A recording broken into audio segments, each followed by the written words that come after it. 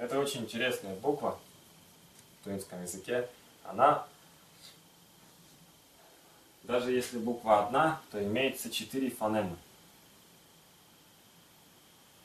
Например. Ну,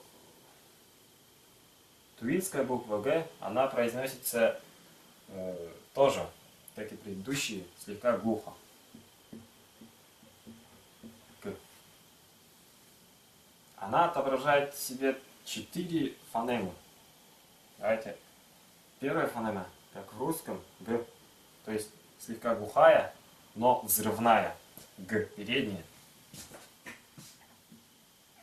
Смыкание на этом уровне, середина языка и середина неба. Г.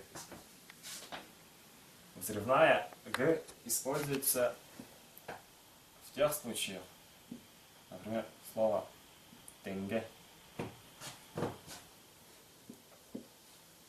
Равно, ровно, ровно. Взрывная Г используется в тех случаях, когда она находится после сонорных букв. То есть ан и ан. После носовых сонорных букв. Почему они называются носовые? Потому что поток воздуха выходит через нос. Если закрыть нос, то не получится эти буквы произнести. Например, не получится. Поэтому в этом случае ротовая полость закрыта.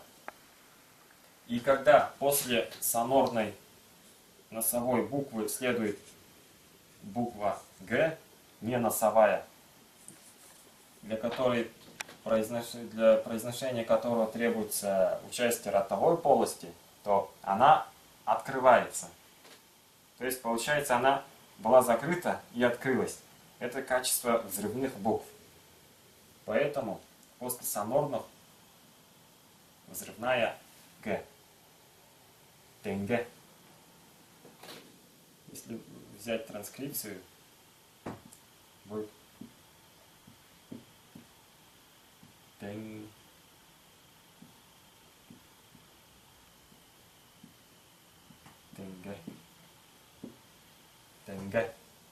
Тенге.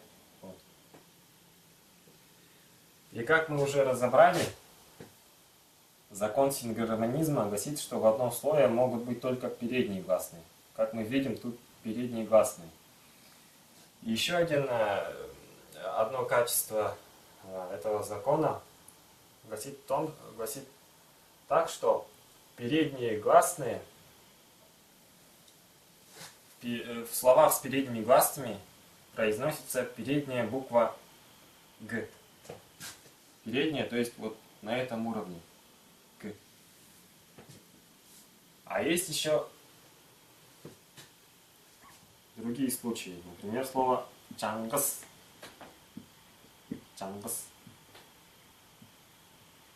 Здесь имеются задние гласные. Да? Поэтому в этом случае будет использоваться задняя взрывная. Что значит задняя? Смыкание происходит глубоко сзади. Глубоко заднеязычная Г. Чангас. Точно так же ее произношение слегка глухое. Г. Обозначим ее буквой вот такой.